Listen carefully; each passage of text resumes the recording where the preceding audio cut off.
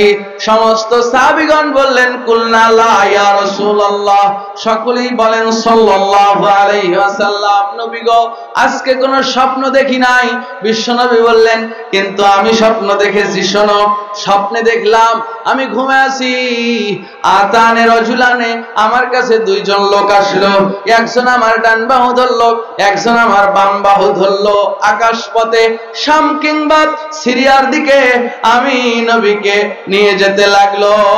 সাহাবীরা শোনো, যাইতে যাইতে আমি দেখতে পেলাম রাজুলুন কাইমুন ওয়া রাজুলুন কাঈদুন, একজন লোক দাঁড়িয়ে আছে আর একজন লোক বসে আছে।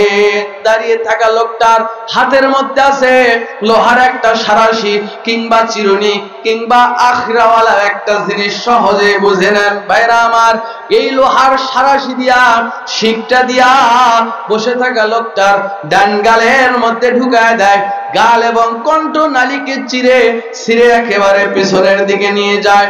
ডান গালটা যখন চেরা হয়ে যায়, বাম গাল আবার চিরতে আরম্ভ করে দেয়। বাম গাল চিরতে চিরতে ডান গালটা পুনরায় আগের মতো হয়ে যায়। এভাবে বারবার, একবার ডান গাল একবার বাম গাল, এভাবে চিরে চিরে নামাইতেছে। জীবন্ত মানুষ কষ্টে তাড়নায় চিল্লা চিল্লি করে, কিন্তু তাকে ছেড়ে দেওয়া হচ্ছে না। ভাইরা আমার, একটু কল্পনা করেন তো গো, একটা জীবন্ত ছাগলকে যদি ওই চামড়া খসে নামানো হয়, আমরা কুরবানি করলে কুরবানির পরে পশুর চামড়া ছিলি কি ছিলি না? ভাইরা আমার, জীবন্ত একটা মানুষের শরীরের চামড়া যদি ছিলে নামানো হয়, কষ্ট কতটা বেশি হইতে পারে? নবী বললেন, ও সঙ্গী সাথীরা, এই লোকের সঙ্গে এই আচরণের কারণ জানতে চাই। তারা বললেন, আপনি সামনের দিকে চলেন, আপনাকে পরে জানানো হবে। আমি যাইতেছিলাম, যাইতে যাইতে দেখি একটা লোক চিত হয়ে শুয়ে আছে আর একটা লোক দাঁড়ায় আছে। দাঁড়িয়ে থাকা লোকটার হাতে বিশাল বড় একটা পাথর দেখা যায়। সাহাবীরা শোনো, পাথর দিয়া এই শুয়ে থাকা লোকটার মাথায় আঘাত করে। মাথায় আঘাত করার সাথে সাথে মাথাটা ভেঙে চৌচির হয়ে যায়, থেতা হয়ে যায়, মাথাটা একেবারে চূর্ণ বিচূর্ণ হয়ে যায়। পাথরটা গড়াইয়া গড়াইয়া একটু দূরে চলে গেলে ওই লোকটা পাথরটা ঘুরিয়ে এনে দেখে, ফিরিয়ে এনে দেখে এই লোকের মাথা আবার ভালো হয়ে গেছে। আবার আঘাত করে বারবার, এইভাবে মাথাটা ফাটাচ্ছে, একের পর এক শাস্তি দিচ্ছে। লোকটা জীবিত, লোকটা মরেও যায় না। আমি এবার বললাম, ও সঙ্গী সাথীরা, এই লোকটার সঙ্গে আচরণের কারণ জানতে চাই। তারা বললেন, সামনের দিকে চলেন, জানানো হবে। যাইতে যাইতে দেখি বিশাল বড় একটা আগুনের গর্ত দেখা যায়। এই আগুনের গর্তের ভেতরটা ওসার, কিন্তু মুখটা আটো ছোট। আগুনের লেলিহান শিখা যখন উপরের দিকে ওঠে, আমি লক্ষ্য করে দেখলাম কিছু উলঙ্গ নারী পুরুষ উপরের দিকে উঠে যায়। জোরে বলেন না আউযুবিল্লাহ। কিছু উলঙ্গ নারী পুরুষ উপরের দিকে ওঠে। আমি বললাম, সঙ্গী সাথীরা, এই লোকের সঙ্গে এরকম আচরণের কারণ জানতে চাই। তারা বললেন, সামনের দিকে চলেন। তারা আমাকে সামনের দিকে নিয়ে যেতে লাগলো। যেতে যেতে দেখি বিশাল বড় একটা নদী দেখা যায়। আল্লাহর কসম, নদীতে এক ফোঁটাও পানি নাই। গোটা নদীটা রক্ত দিয়ে ভরপুর, রক্তের একটা নদী। আর এই নদীর মধ্যে একটা লোক হাবুডুবু খাচ্ছে গো। লোকটা সাঁতার কেটে কেটে যখনই পারে আসতে চায়, তাকা দেখি পারে আর একটা লোক পাথরের টুকরা নিয়ে দাঁড়ায় আছে। পাথর মেরে মেরে লোকটাকে আবার রক্তের নদীর ভিতরে পাঠায় দেয়, উঠতে দেয় না। আমি বললাম, সঙ্গী সাথীরা, এই লোকের সঙ্গে এই আচরণের কারণ জানতে চাই। তারা বললেন, সামনের দিকে চলেন, আপনাকে জানানো হবে। নবী বলেন, সাহাবীরা শোনো, যাইতেছিলাম, যাইতে যাইতে তারা আমাকে একটা বাগানের মধ্যে নিয়ে গেল। বিশাল বড় গাছ, গাছের গোড়ায় তাকা দেখি একজন বৃদ্ধ মানুষ ছোট্ট ছোট্ট কিছু বাচ্চাকে নিয়ে খেলাধুলা করে। আমি এবার জিজ্ঞেস করলাম, এই মুরব্বী লোকটা কে গো? আর এই ছোট্ট ছোট্ট বাচ্চাগুলোই বা কারা? তারা আমাকে গাছটার মাঝামাঝি একটা ঘরের মধ্যে প্রবেশ করালো। বিশ্বের মুসলমানেরা, নবী সাহাবীরা শোনো, এমন একটা ঘরের মধ্যে আমাকে প্রবেশ করালো, আল্লাহর কসম এত সুন্দর চমৎকার ঘর আমি নবী আমার চক্ষু দিয়া দেখি নাই। জোরে বলেন সুবহানাল্লাহ, আরো জোরে বলেন সুবহানাল্লাহ, লিল্লাহিত তাকবীর। তারা আমাকে আরেকটু উপরে আর একটা ঘরের মধ্যে প্রবেশ করালো। আমি বললাম, ও সঙ্গী সাথীরা, এই নিচের ঘরটা কার ছিল গো?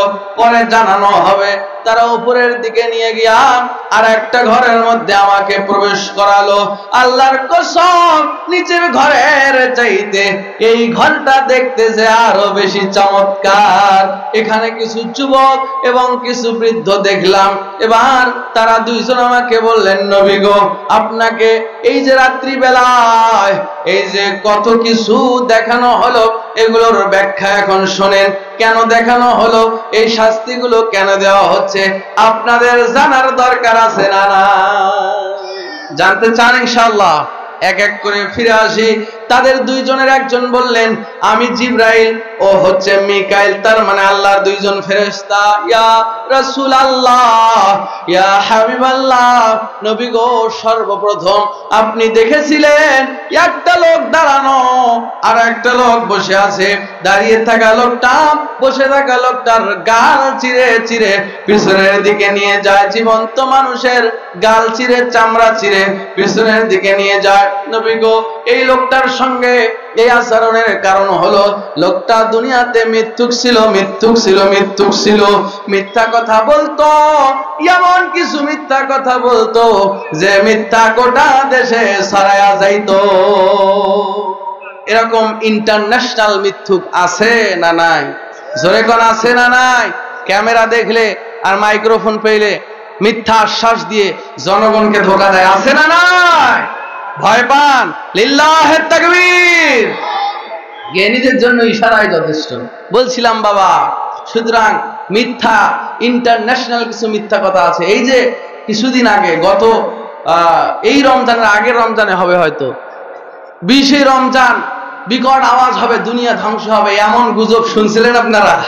শুনছিলেন আপনারা? এই মিথ্যা গুজব যারা ছড়ালো, আল্লাহর কসম মৃত্যুর পর থেকে এই শাস্তি এদের শুরু হয়ে যাবে। ভাইরা আমার, যারা ব্যবসা করেন, দেখি এখানে ব্যবসায়ী লোক আছেন কিনা, হাত উঠান তো। যে ব্যবসা আছে যাদের, একজন, দুইজন, তিনজন, মাশাআল্লাহ বেশ কয়েকজন ব্যবসায়ী আছেন, হাত নামান। ব্যবসায় কয়েকটা জিনিস না রাখলে ব্যবসা বেশি দিন টিকিয়ে রাখতে পারবেন না। ধৈর্য লাগবে, সততা লাগবে। কি লাগবে বললাম?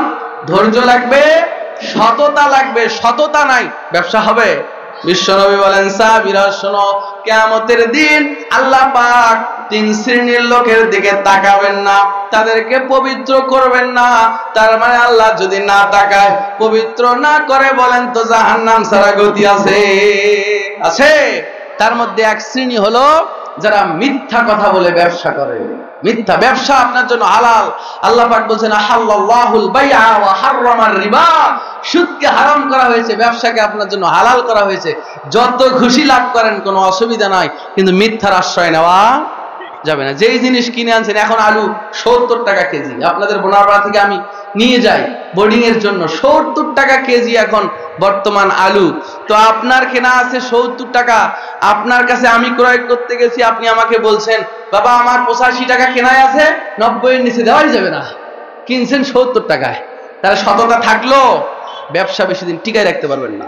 সততা লাগবে। যুবক ভাই যারা আমার বয়সী, একটা নসিহত করি ভাই, কান খাড়া করো। বেশিরভাগ যুবকরা চাকরির পিছনে ছুটি আমরা। সরকারি চাকরি হলে জীবনটা সার্থক, নাকি বলেন? ব্যবসা উদ্যোক্তা হইতে চাই না, ব্যবসায়ী হইতে চাই না। আল্লাহ পাক ইসলাম মানুষকে ব্যবসার প্রতি উৎসাহিত করেছেন, ব্যবসা করার প্রতি উৎসাহ দিয়েছেন। কারণ কি? একটা উদাহরণ দিলে পরিষ্কার হয়ে যাবে। যারা চাকরি করে, মাদ্রাসায় হোক, স্কুলে হোক, যে কোনো সেনাতে হোক, ডিফেন্সে হোক, যেখানে যে চাকরি করে, এক একটা বেতন স্কেল আছে, নাকি বলেন আপনারা? 30,000 টাকা, আমি ধরলাম সে 30,000 টাকা বেতন। মাস শেষে 30,000-এর উপরে 1 টাকাও বেতন সরকার আপনাকে দিবে? কথা বলেন, দিবে? এটা হলো চাকরির ব্যাপারটা। বেতন স্কেল যা তাই পাবেন আপনি। ব্যবসাতে আসেন, আল্লাহ পাক আপনার জন্য ব্যবসায় কি বারাকা রেখেছেন। আপনি 1 মাসে 1 লক্ষ টাকা লাভ করেন, অসুবিধা নাই, যত পণ্য বিক্রি করবেন তত লাভ, কোনো লিমিটেশন নাই, যত বিক্রি তত লাভ, যত বিক্রি তত লাভ। 1 মাসে 10 লক্ষ, 20 লক্ষ, 30 লক্ষ, 1 কোটি, 2 কোটি, 3 কোটি ইনকাম করেন, কোনো নিষেধ নাই। তাহলে ব্যবসার মাধ্যমে সফল হওয়া সহজ নাকি চাকরির মাধ্যমে? এই তো আপনারা বুঝতে পেরেছেন। এজন্য উদ্যোক্তা হন, ব্যবসা করার নিয়ত করেন সৎ নিয়তে। আর ইন্নামাল আমালু বিন্নিয়াহ, নিয়তের উপরেই কর্ম নির্ভরশীল। এজন্য সৎ কাজের নিয়ত করবেন। আল্লাহ রাব্বুল আলামিন আমাদের বোঝার তৌফিক দান করুক, পড়েন আমিন। বলছিলাম মিথ্যার আশ্রয় নেওয়া যাবে না। ইন্টারন্যাশনাল মিথ্যা কথা বাংলাদেশে আছে। টেলিভিশন দেখেন না আপনারা? টেলিভিশনে বিজ্ঞপ্তি হয়, মায়েরা বোনেরা মেহেরবানি করে একটু মনোযোগী হবেন। ফেয়ার এন্ড লাভলি মাখলে চেহারার উজ্জ্বলতা 2 থেকে 3 গুণ পর্যন্ত বেড়ে যায়। আছে না নাই? এমন বিজ্ঞাপন আছে না নাই? এখন যুবক ভাইদের কাছে আমার প্রশ্ন, যুবক ভাইয়েরা, ফেয়ার এন্ড লাভলি মাখলে যদি চেহারার উজ্জ্বলতা 2 থেকে 3 গুণই বাড়ে, আফ্রিকার মেয়েরা এত কালো কেন? এই ফেয়ার এন্ড লাভলি কি ওই সব দেশে চলে না? West Indies, Zimbabwe, south Africa, আপনার আফ্রিকান প্রায় সবগুলো অঞ্চলের মানুষই তাদের চামড়া কালো, এগুলো ওদের দেশে চলে না কেন? মায়েরা বোনেরা সতর্ক হন। এই ফেস ওয়াশ, এই ফেয়ার এন্ড লাভলি আর এই লাভলি টাবলি মেখে চেহারার আসল সৌন্দর্য নষ্ট করবেন না। এটা চামড়া পুড়িয়ে শেষ করে ফেলে, এটা অ্যাসিড, এটা আপনার জন্য ক্ষতিকর। এগুলো চেহারায় মাখবেন না। মা বোনদের মেকআপ তো হবে, ফেস ওয়াশ তো হবে ফজরের ওযুর পানি। কথা বলেন যুবক ভাইয়েরা, এখন তো মেকআপ দিয়ে এমন ভাবে চেহারা ঢেকে রাখে, আসল না নকল ওইটাও বোঝা যায় না। কথা বল। যারা বিবাহ করেন একটা নসিহত করে যাই, যুবক ভাই যারা বিবাহ করেন, যারা যখন মেয়ে দেখতে যাবা তখন মেয়ের পরিবারকে আগেই বলে রাখবা যে আমার সামনে ওযু করা লাগবে, ওযু পারে কিনা ওইটাও আমি দেখবো। এর মধ্য দিয়া যদি মেকআপ টেকআপ কিছু লাগানো থাকে সব ধুয়ে একেবারে সাফ হয়ে যাবে। মনে থাকবে তো ইনশাল্লাহ? বলবা আমার সামনে কি করা লাগবে? ওযু করা লাগবে। যুবক ভাইরা ইনশাল্লাহ বলো। ভাইরা আমার বলছিলাম মিথ্যা, এগুলো ইন্টারন্যাশনাল মিথ্যা। আর এগুলো মিথ্যা যারা ছড়িয়ে দেয় দেশব্যাপী, রাসূল বললেন এদেরকে মৃত্যুর পর থেকে আল্লাহ কণ্ঠনালী গাল চিরে নামাবেন। মনে আছে কিনা আপনাদের? বলছিলাম মিশকাতুল মাসাবির 4416 নম্বর হাদিস। বিশ্বনবী এবার বললেন সাহাবীরা শোনো, তারা 2 জন আমাকে বললেন নবী গো, এই যে লোকটার গাল ছিঁড়ে নামানো হচ্ছে, এই লোকটা দুনিয়াতে মিথ্যুক ছিল, মিথ্যা কথা বলতো, গোটা দেশে ছড়ায় দিত। এজন্য আল্লাহ কিয়ামত পর্যন্ত ওর কণ্ঠনালীকে এভাবে চিরে নামাবেন। বিশ্বনবীকে বলা হলো ইয়া রাসূলুল্লাহ, আপনি তারপরে দেখলেন একটা লোক চিত হয়ে শুয়ে আছে আর একটা লোক পাথর হাতে দাঁড়ায় আছে। মনে আছে আপনাদের? পাথর হাতে দাঁড়ায় আছে, পাথর দিয়া মাথায় একটা আঘাত করে মাথাটা ফেটে চৌচির হয়ে যায়। এবার তারা বললেন ও নবী মুহাম্মদ, এই লোকটার মাথা ফাটানোর কারণ শোনেন। লোকটা দুনিয়াতে আলেম ছিল, কোরআনের জ্ঞান ছিল, আল্লাহকে কোরআন শিক্ষা দিয়েছিল, ইসলামের জ্ঞান ছিল, কিন্তু আমল না করে রাত্রিবেলা এসে ঘুমায়া থাকতো।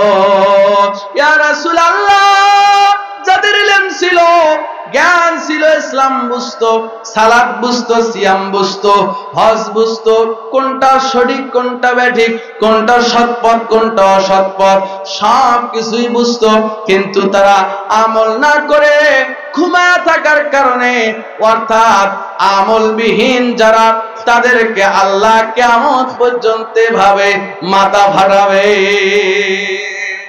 এক শ্রেণীর আলেমকে এভাবে আল্লাহ পাক মৃত্যুর পর থেকে শাস্তি দিতে থাকবেন। ভাইরা আমার, বাংলাদেশে 2টা জাতিকে আমরা ঘৃণা করি বেশি। এক হলো হুজুর, 2 হলো পুলিশ। পুলিশ মানেই আমরা মনে করি সুদ ঘুষখোর, আর হুজুর দেখলেই এক শ্রেণীর লোকের গায়ের চুলকানি আরম্ভ হয়ে যায়। কথা বলেন? আরে ওর বেগুন খেলেও গা চুলকায় না, পটল খেলেও গা চুলকায় না, হুজুর দেখলেই গা চুলকায়। আছে না নাই? ভাইরা আমার, এক শ্রেণীর হুজুরকে তারা আল্লাহ পাক জাহান্নাম উদ্বোধন করবেন, কিন্তু এই জন্য আপনি সব হুজুরকে এক পাল্লায় মাপতে পারবেন? হুজুরের প্রশংসা আল্লাহ করছেন। কে করছেন? সূরাতুল ফাতির, পবিত্র কোরআনের 35 নম্বর সূরা, সূরাতুল ফাতির এর 28 নম্বর আয়াতটা খোলেন। আমার আল্লাহ বলেন ইন্নামা ইয়াখশাল্লাহু মিন ইবাদিহিল উলামা। ইন্নাল্লাহা আজিজুল গফুর। আল্লাহ বলেন মূলত এই পৃথিবীতে আমি আল্লাহকে যারা সবচাইতে বেশি ভয় পায়, বান্দা বান্দিরা শোনো, আমি আল্লাহকে সবচাইতে বেশি ভয় পায় যারা, তারাই হলো আলেম। জোরে বলেন সুবহানাল্লাহ। আলেমের প্রশংসা আল্লাহ করছেন, আপনি বিরোধিতা করবেন না ইনশাআল্লাহ। প্রিয় ভাইরা, বলছিলাম কিছু কিছু আলেম আছে এমন যাদের দ্বারা আল্লাহ জাহান্নাম সেদিন উদ্ভাবন করবেন, জাহান্নামকে প্রথমে ঢুকাবেন। আপনি সেই জন্য সব আলেমকে এক পাল্লায় মাপতে পারেন না, সব আলেমকে এক পাল্লায় মাপতে পারবেন না। মিশকাতুল মাসাবি কিতাবুল ইলম অধ্যায় 205 নম্বর হাদিস খোলেন। বিশ্বনবী বললেন কিয়ামতের দিন সর্বপ্রথম একজন আলেমকে ডাকা হবে এবং বলা হবে তার দুনিয়াতে তাকে দেওয়া নিয়ামতের কথা স্মরণ করিয়ে দিয়ে বলা হবে, এইবার হুজুরকে বলা হবে মাওলানা সাহেব ও আলেম সাহেব ও কারি সাহেব, হাফেজ সাহেব, দুনিয়াতে তোমাকে কোরআন শিক্ষা দেওয়া হয়েছিল, কোরআনের জ্ঞান দেওয়া হয়েছিল, তুমি কোরআন পড়তে জানতে, তুমি কারি ছিলে, তুমি হাফেজ ছিলে, এই নিয়ামত পাওয়ার পরে দুনিয়াতে তুমি কি করেছো? এবার এই কারি বান্দা, হাফেজ বান্দা, আলেম বান্দা এবার দুনিয়াতে যেমন মিথ্যা তাফসির করত, মিথ্যা ওয়াজ নসিহত করত, ভাইরা আমার বাংলাদেশের সব ওয়াজ নয়, কিছু ওয়াজ আছে শুধু আওয়াজ। কথা বলেন, কিছু মাইক পাইলে শুধু কিচ্ছা কাহিনী আর বাজে গল্প গুজব করে 2-3 ঘন্টা পার করে দেয়, কোরআন হাদিসের একটা দলিল ভিত্তিক একটা আয়াত হাদিস বলতে পারে না। ভাইরা আমার, ভাইরাল নামক ভাইরাসে আমরা আক্রান্ত হয়ে গেছি, শ্রোতাও ভাইরাল নামক ভাইরাসে আক্রান্ত, বক্তাও ভাইরাল নামক ভাইরাসে আক্রান্ত। ভাইরা আমার ও বন্ধুগণ, বলছিলাম আমলবিহীন দায়ের অবস্থাটা কেমন হবে দেখেন। যাদের আমল নাই, বিশ্বনবী বলেন সাহাবীরা শোনো, কিয়ামতের দিন হুজুরকে ডাক দিয়ে বলা হবে মাওলানা সাহেব ও কারি সাহেব, তুমি দুনিয়াতে কারি ছিলে, আলেম ছিলে, দুনিয়াতে এলেম পাওয়ার পরে কি করেছো বলো?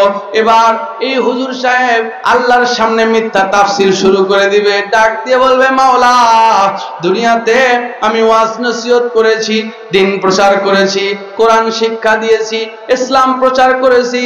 আল্লাহ এবার বলবেন কাযাবতা, বান্দা তুমি মিথ্যা বলছো, তুমি তো দুনিয়াতে কোরআন তেলাওয়াত করেছিলা যাতে দুনিয়ার মানুষ তোমাকে বড় কারি বলে, তুমি তো ওয়াজ করেছিলা যাতে দুনিয়ার মানুষ তোমাকে বড় বক্তা বলে, ফাকাদ কিলা, সেটা দুনিয়াতেই বলা হয়েছে, সুতরাং তার ফয়সালা হলো উল্টা পাশ করে মুখের উপরে ভর করিয়ে তাকে জাহান্নামের মধ্যে নিক্ষেপ করা হবে। এই এক শ্রেণীর আলেম। ভাইরা আমার, যারা দুনিয়া কামাইয়ের জন্য জ্ঞান অর্জন করবে, দুনিয়ার মানুষকে নিজের দিকে আকৃষ্ট করার জন্য জ্ঞান অর্জন করবে, তারা কোথায় যাবে বলেন তো? জাহান্নামে যাবে। এজন্য সব আলেমকে এক পাল্লায় মাপা যাবে? লিল্লাহিত তাকবীর। আছেন তো আপনারা? এই পাশের বাইরে তাকবীরের আওয়াজ দেন, লিল্লাহিত তাকবীর। এখনো আমি দেখতে পাচ্ছি রাস্তাঘাটে অসংখ্য মানুষ ঘুরতেছেন, অসংখ্য মানুষ দোকানপাটে আড্ডা দিচ্ছেন। আপনারা আলোচনার একটু পরিবেশ তৈরি করে দেন। আমাদের ওস্তাদ প্রফেসর ডক্টর আহমদুল্লাহ তিরিশালী ওস্তাদ জি অনেক দূর থেকে আসছেন, তার মুখে দামি দামি কথা আপনারা শুনবেন। আমি একটু পরিবেশ তৈরি করে দেই, আপনারা দ্রুত স্টেজে চলে আসেন। ভাইরা আমার, বলছিলাম আপনি সব আলেমকে এক পাল্লায় মাপতে পারেন না। আল্লাহ পাক এই ভাইরাস মার্কা আলেম থেকে আমাদের সমাজকে হেফাজত করুক, পরে আল্লাহুম্মা আমিন। হাদিস বলছিলাম মিশকাতুল মাসাবি 4416 নম্বর হাদিস। বিশ্বনবীকে বলা হলো ইয়া রাসূলুল্লাহ, ইয়া হাবিবাল্লাহ, আপনি তারপর দেখতে পেলেন বিশাল বড় একটা আগুনের গর্ত দেখা যায়, আগুনের লেলিহান শিখা যখন উপরের দিকে ওঠে তখন কিছু উলঙ্গ নারী পুরুষও উপরের দিকে উঠে যায়। ইয়া হাবিবাল্লাহ, এই লোকের সঙ্গে, এই নারী পুরুষগুলোর সঙ্গে আচরণের কারণ হলো তারা দুনিয়াতে জেনা করেছিল, জেনা করত, জেনার সঙ্গে মিশতো। জেনা শুধু একজন নারী আর একজন পুরুষ আপনার গোপনে একত্রিত হলেই হয় না, জেনা একটা ব্যতিক্রম গুনাহ। ভাইরা আমার, চোখের মাধ্যমেও জিনা হয়, মুখের মাধ্যমেও জিনা হয়, হাতের মাধ্যমেও জিনা হয়, অন্তরের মাধ্যমেও জিনা হয়। বর্তমান সবচাইতে জিনার বড় মাধ্যম হলো এইটা। চিনতে পারছেন যুবক ভাইয়েরা? এইটা সবচাইতে জিনার বড় মাধ্যম। আপনার ছেলে আপনার মেয়ে রাত 10টা 11টা 12টা পর্যন্ত এই ফোনের মধ্যে ডুবে থেকে কি করে আপনি খোঁজ নিয়েছেন একবারও? এই ফোন জাহান্নামে যাওয়ার কারণ হয়ে যেতে পারে। আল্লাহ হেফাজত করুক, পারেন আমিন। এরপরে হাদিসটা একটু শেষ করে দিয়ে সামনের দিকে যায়। এরপরে ইয়া রাসূলুল্লাহ, আপনি দেখতে পেলেন ওই যে রক্তের একটা নদী দেখা যায়। ও ভাইরা আমার, ওই রক্তের নদীর মধ্যে একটা লোক হাবুডুবু খাইতেছে। সাঁতার কেটে কেটে যখন পারে আসতে চায়, আর একটা লোক ঢিল মেরে মেরে লোকটাকে রক্তের নদীর ভিতরে পাঠায় দেয়। ওর সঙ্গে আচরণের কারণ হলো ও দুনিয়াতে সুদখোর ছিল, সুদের ব্যবসা করত, সুদের উপরে টাকা লাগাইতো। এই সুদখোরকে কিয়ামত পর্যন্ত আল্লাহ এভাবেই রক্তের মধ্যে ডুবাবে।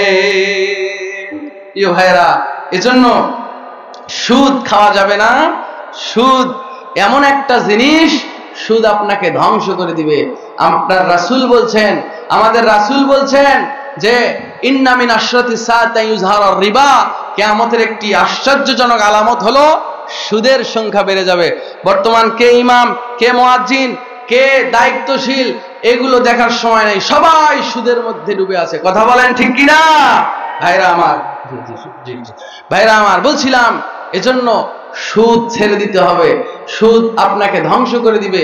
এবং সুদের সবচাইতে সুদের একটা নিকৃষ্টতম শাস্তি বা লজ্জাজনক একটা কথা, যা শুনলেই কেমন লাগে। সুদের পাপের 70টা স্তর আছে, তার সবচাইতে নিম্ন স্তরটাই হলো মাকে বিবাহ করা হালাল মনে করা। এর থেকে খারাপ ভাষা আমি আর বলতে পারবো না। মাকে বিবাহ করা হালাল মনে করা, এটা সুদের সবচাইতে নিম্ন স্তর। এই জন্য সুদ মুক্ত সমাজ চাই আমরা। কি মুক্ত সমাজ চাই? সুদ মুক্ত সমাজ চাই। আমরা হালাল উপার্জন করব, হালাল খাবো, হালাল অর্থ আল্লাহ রাস্তায় ব্যয় করব। আল্লাহ আমাদের জান্নাত যা সহজ করে দিবেন, পারেন আমিন। ভাইরা আমার, হাদিসের বাকি অংশ পরে বলছি, একটু সামনে যাই। কথাটা হলো প্রিয় ভাইরা, এই যে আজকে এত বড় একটা প্রোগ্রাম আপনারা দেখতে পাচ্ছেন,